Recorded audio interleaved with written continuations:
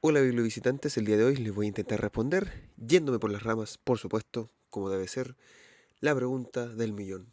¿Existe o no la mala literatura? ¿Existe siquiera una buena literatura? ¿Qué chucha es la literatura? No te pierdas este video porque va a estar muy bueno.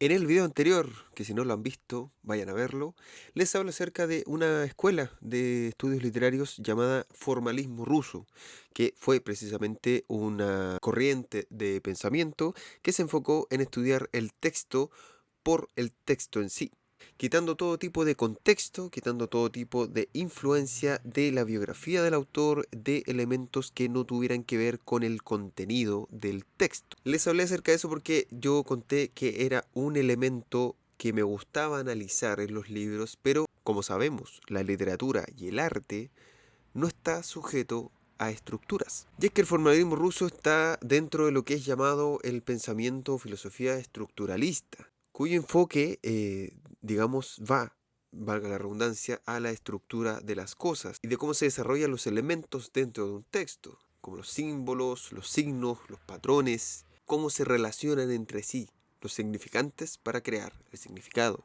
Es decir, son defensores de un sistema prevalente. Los estructuralistas creen en este universalismo donde las reglas funcionan para todos sin importar las diferentes culturas de las cuales nacen los textos, y no solamente los textos escritos, sino también los textos orales, ya que ven el lenguaje como un sistema semiótico de reglas y signos fijos que transmiten un significado de forma objetiva.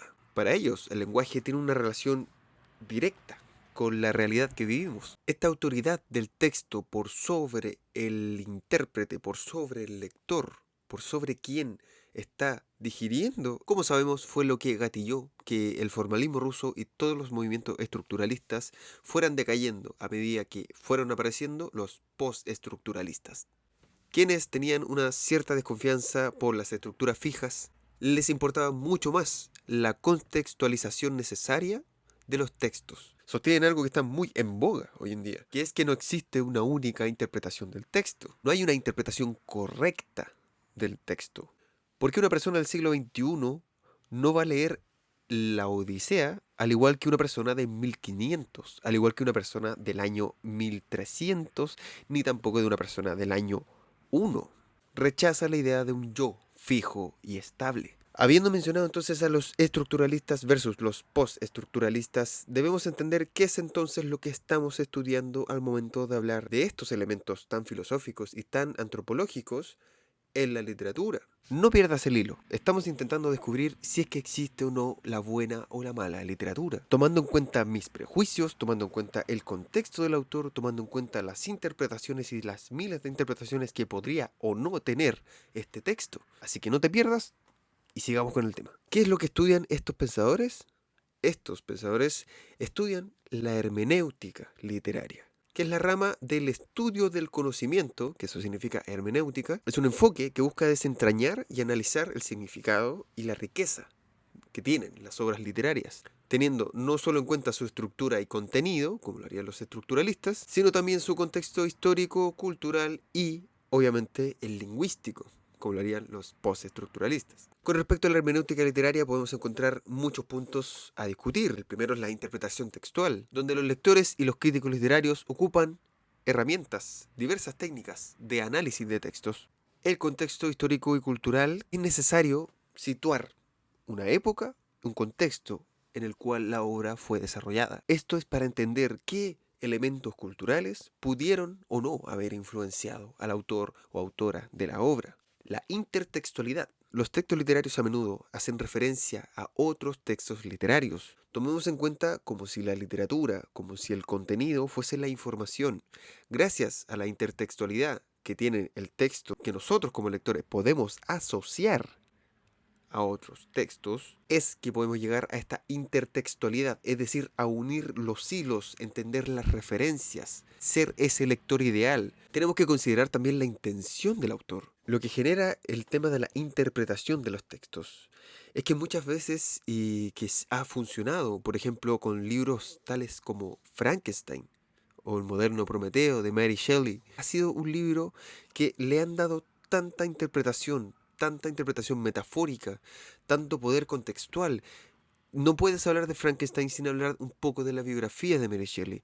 No puedes hablar de Frankenstein si no hablas de la relación que existe el hombre con la ciencia, de la maternidad, de quién es el monstruo, de todos esos elementos que engloban la obra, pero que no están necesariamente dentro de la obra. Y es que ahí entra el punto del lector y su perspectiva, ya que todos esos simbolismos y metáforas no serían nada si el lector no las entiende. Es así como la crítica literaria, a través de la hermenéutica literaria, utilizando elementos tanto estructuralistas como desestructuralistas, pueden llegar a estrujar y a tratar de llegar al meollo de una obra literaria. Y este video tienes que tomarlo como si fuera una respuesta al anterior video del formalismo ruso. Es decir, no solo importa el contenido y la forma en la que te cuentan las cosas, si bien es importante. También importa el saber quién lo recibe, cuándo lo recibe y cómo lo recibe. Desde dónde lo recibe. Todas esas preguntas tenemos que hacerlos mientras estamos intentando analizar un texto. Autores como Roland Barthes, Lukács, Derrida y autores como Wolfgang Iser, cuyo libro El acto de leer voy a reseñar en el siguiente video, así que no te lo pierdas porque va a estar bastante bueno. Vamos a profundizar respecto a la interpretación que tienen los lectores al momento de enfrentarse con una lectura. Así que llegó el momento de invitarte a que te suscribas a mi canal.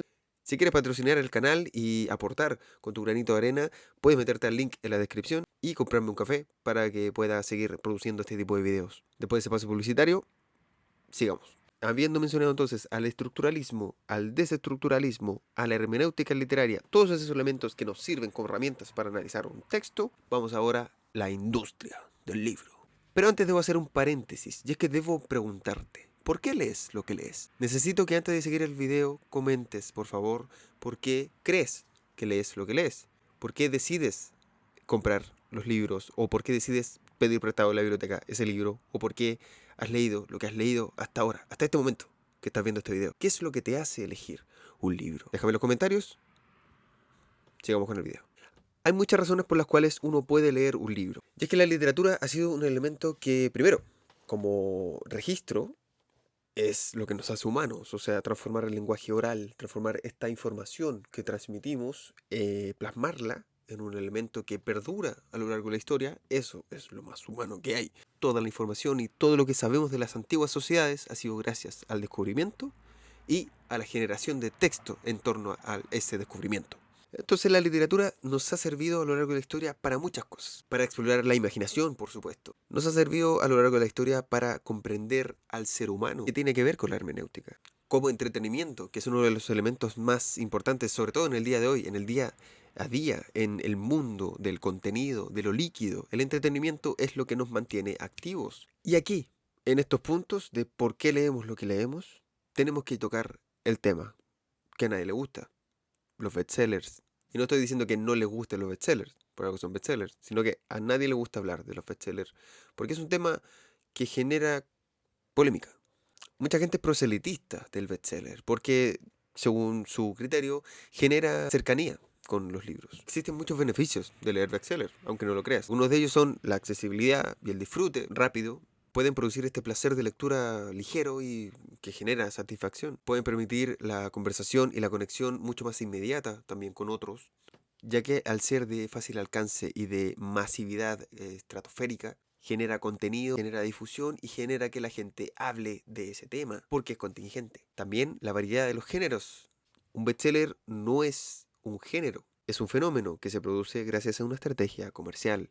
Independiente de si el libro sea bueno o malo, de si el autor haya sido famoso o no, un libro bestseller no necesariamente es un long seller. La diferencia entre un bestseller y un long seller es que un bestseller es un libro que pasa en vitrinas, que lo compra mucha gente, que la gente pregunta, pero tal vez durante un tiempo determinado. Y acá tenemos todos los libros de influencers, tenemos todos los libros sobre temas contingentes, sobre noticias, libros de investigación acerca de un tópico en particular, acerca de un contexto en particular que en verdad más adelante tal vez esté desactualizado. Todo ese tipo de libros son bestsellers, pero no llegan a ser long seller.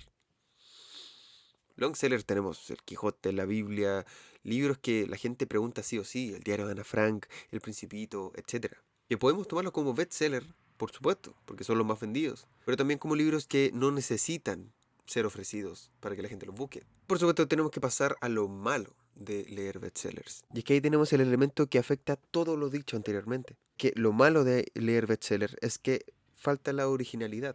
Se vuelve una homogeneidad en el contenido de los libros. Puedes perder la oportunidad de leer muchas otras voces, muchas otras técnicas, muchos juegos literarios que en los bestsellers, por el alcance, por la dificultad que tienen, no van a estar.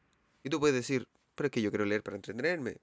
Y está bien, ya lo dijimos. Pero hay que aceptar que el fenómeno literario, el fenómeno de la masividad en la venta de estos libros, opaca un poco que nuestro dinero se vaya a apoyar a los libros un poco más experimentales. Están sujetos a una inmensa promoción y comercialización, independiente de el elemento que también afecta mucho, que es la falta de desafío intelectual. El libro bestseller es bestseller porque te cuenta lo que quieres leer, o porque va a tocar un tema que es polémico, pero no va a llegar más allá. No va a ser un libro que quizás te cambie la vida, tal vez porque lo que quieres que te cambie la vida no está en un libro. Y si el libro te promete hacerlo, marketing. Y si lo logra, es tu intertextualidad. Pero eso la gente de marketing lo sabe. Y aquí entramos dentro de unas aguas medias turbias, ya que tengo que tocar este tema. No estoy diciendo que los libros de autor, que los libros experimentales, que la literatura por la literatura artística, lo literario sea netamente lo que debas leer. Pero sí debo decir que lo que afecta que no llegues a esos libros es la paraliteratura. Libros de entretenimientos diseñados comercialmente para llegar a las masas, que no es tu culpa, si es que te llegan, porque son hechos para eso. Existen muchos géneros de paraliteratura. Normalmente suelen ser los policiales, los romances, la fantasía, los juveniles. Libros que están en las vitrinas, que duran un tiempo, que generan hype, pero que después de una década, la verdad es que nadie se acuerda de ellos. Y si se acuerdan de ellos, netamente por nostalgia, no porque hayan causado un cambio en la historia de la literatura. Y es que la paraliteratura es un... les digo a aguas turbias porque no podemos llegar al consenso de cuándo acaba un libro paraliterario. Porque hay novelas policiales que han sido bestsellers, por supuesto, que han pasado al olvido, y hay libros policiales que han generado debates, han ido un poco más allá, han estado entre la brecha de lo literario y lo paraliterario. La ciencia ficción pasó por lo mismo. Antes las revistas pulp eran para niños, eran de entretención, y después la ciencia ficción se volvió un poco más densa, se volvió algo de culto. Las novelas de romance también han tocado temas tan genéricos, transversales, que te hacen sentir identificado porque están hechos para hacerte sentir identificado o identificada. Y hay novelas de romance que van más allá del romance y que sí sirven para entender un poco la naturaleza humana. O sea que no pierden el elemento de lo literario estando dentro de un género que puede ser considerado como paraliterario. Por eso digo que lo paraliterario es un poco ambiguo, ya que independiente de que sean géneros que vayan a las masas, que sean de de rápida digestión, pueden llegar a remover y hacer sentir al lector o a la lectora que está leyendo algo de literario. Entonces ahí está la pregunta. Si existe buena o mala literatura, uno de los elementos que está en todos los textos para literarios es los clichés. Y es que la comercialización en masa necesita que contenga fórmulas predecibles, una falta de profundidad temática, estereotipos, que es algo que hoy en día los y las lectoras eh, orgullosamente admiten gustar de. Están ejerciendo su estudio hermenéutico de lo malo. Hay libros tan malos que son buenos. Y eso pasa en el cine, en la música, etcétera. Estamos en una época bastante diversa, donde todas las estructuras que conocíamos se están desarmando. ¿Qué deparará al estudio literario? ¿Qué deparará al lector, a la producción, a la industria del libro?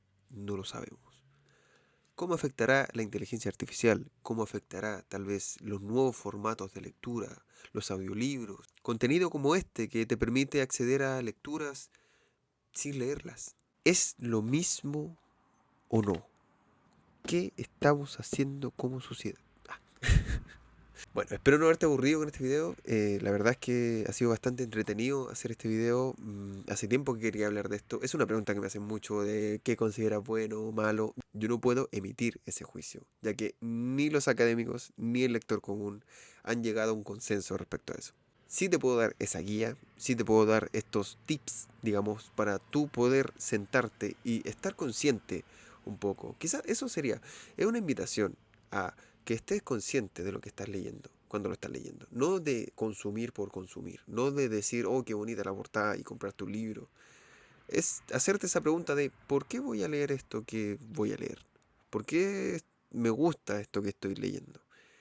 Ese tipo de preguntas tal vez sería lo que debemos empezar a hacer, que es algo que hoy en día en la sociedad de contenido tan líquida, tan rápida, donde todos los trending duran menos de 2 semanas, y si es que, y el libro que es el boom de la vitrina del mes, el mes siguiente nadie más lo compra. En esa época debemos hacernos esa pregunta. ¿Por qué elijo lo que elijo? Porque si no, no te vas a dar ni cuenta cuando abras los ojos, levantes la mirada y digas, ¿qué mierda acabo de leer? Eso sería todo por hoy. Recuerda que no soy dueño de la verdad, solamente soy un lector curioso de los libros y de la vida, y sin otro particular, se despide atentamente visitar los libros.